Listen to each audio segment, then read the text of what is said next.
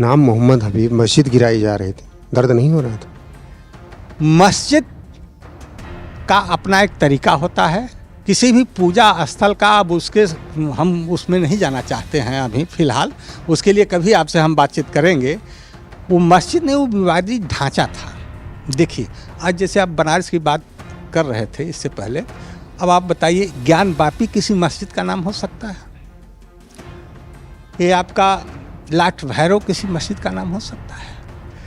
तो अब उसकी बात क्या, उसके इतिहास के बारे में घुसने में फिर हमको अपना पैरा चेंज करना पड़ेगा। हम 6 दिसंबर 92 की घटना का जिक्र आपसे नहीं कर पाएंगे। इसमें इसके लिए जो उसकी एनालिसिस है वो तो देखा जाएगा, तो फिर आपको समझ में आ जाएगा कि नहीं सही बोल रहे हैं।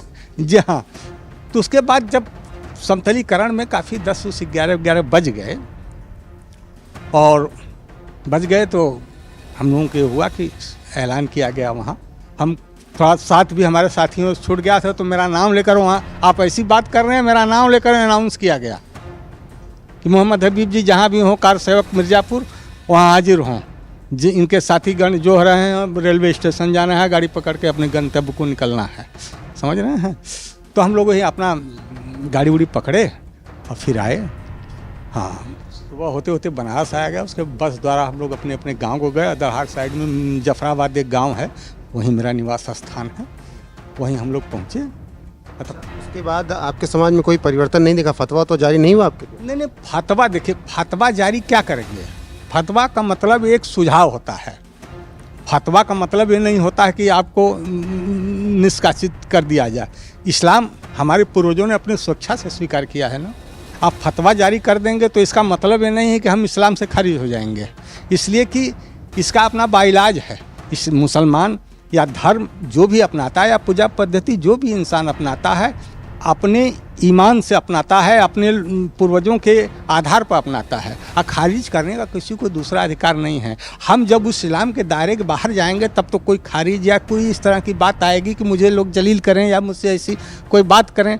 जब हम इस्लाम के दायरे में हैं तो अब किसी महापुरुष को न माने। अरे हम तो उस कौम के मुसलमान हैं भैया कि हम भारत माँ से हमारा इतना प्यार है कि अब आप ये जान लीजिए कि हम रामचंद्र जी को, मतलब 1.25 लाख नबी आए थे, हम एक नबी के रूप में ही देखते हैं, नबी हिंद के रूप में देखते हैं। हमारी सभ्यता संस्कृति इस तरह की रही है। आज जैसे आप देख लीजिए, अगर मुसलमानों की बिरादरी ली जाए तो कोई कपड़ा सिलने का काम करता है, कोई बाल काटने का काम करता है, कोई घोड़ा को मालिश करने का काम करता है, कोई नाली साफ करने की मांग करता है। तो हमने इस्लाम कहीं न कहीं से हमारे पूर्वज कन्वर्ट हुए हैं, अब जिन भी परिस्थितियों में कन्वर्ट हुए हों, समझ रहे हैं। अब रह गई बात तो हमारे पूर्वजों की देन है, हमारे ईमान की बात है, तो उसको ऐसे खारिज करने से या कुछ कहने से ऐसा कुछ नहीं होने वाला है। 3 तारीखों का जिक्र हो गया, 30 अक्टूबर, 2 नवंबर, 6 दिसंबर, 22 जनवरी 2024 राम मंदिर बना, दर्शन करने गए, जाएंगे? ऐसा है कि हमारे यहाँ आरएसएस के लोग निमंत्रण लेकर के करीब हम समझते हैं कि 22 के एक हफ्ता पहले पहुँचे थे।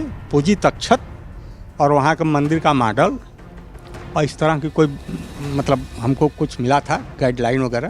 तो इसमें थोड़ा सा पार्टी के संगठन की तरफ से हुआ था कि कुछ इस समय भीड़ ऐसा न लगाया जाए जिससे कि बाहर से आने वाले लोगों को दूसरे राज्यों से दिक्कत हो।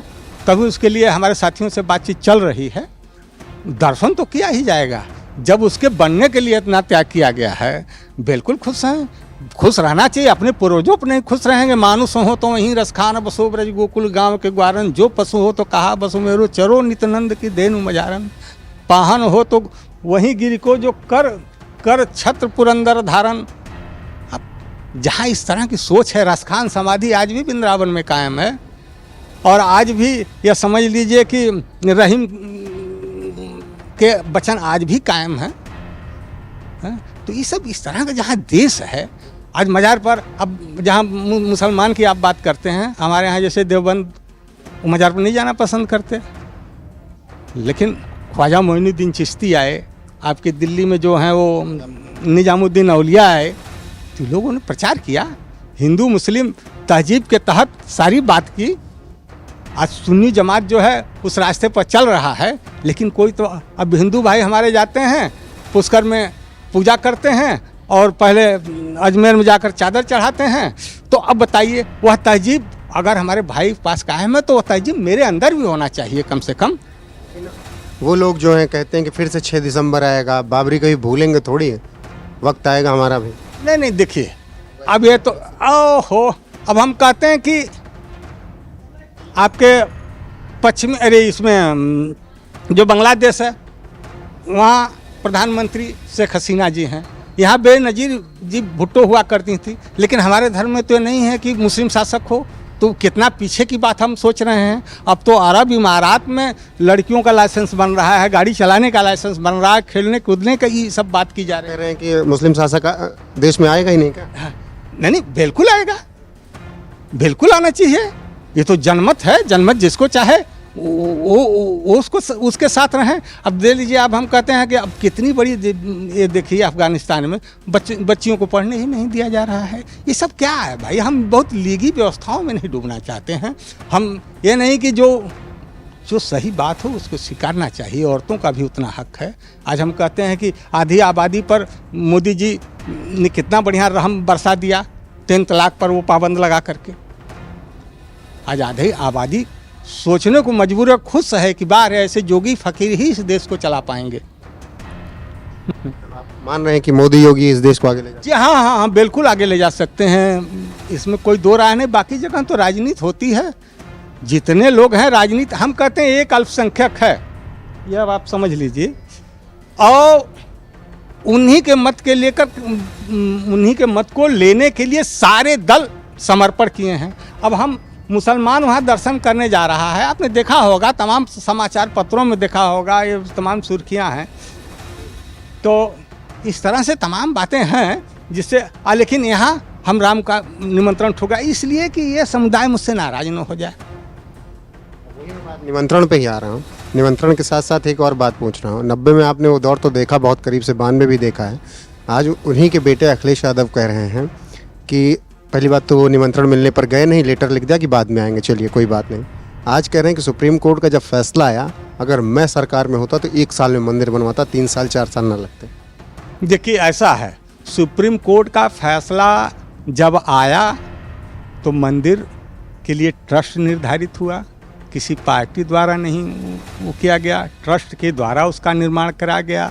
देश के चाहे हिंदू हों चाहे मुसलमान, अच्छी खासी रकम चंदे के रूप में लोगों ने दिया।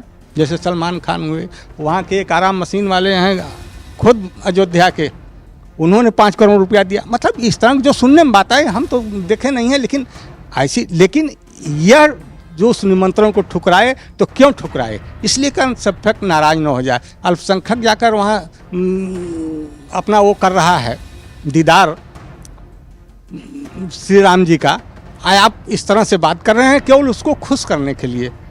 चाहे ओबीसी साहब हों, चाहे कांग्रेस हो, जितने लोग, बताइए इस पूरे भारत की, बताइए 20वीं सदी वर्ष पहले, मतलब ईसा के पूर्व की कहानी, इस बात को झुठला रहे हैं लोग एकमात्र अल्पसंख्यक मत के लिए कि नहीं नहीं भैया हम इस निमंत्रण को स्वीकार नहीं करते।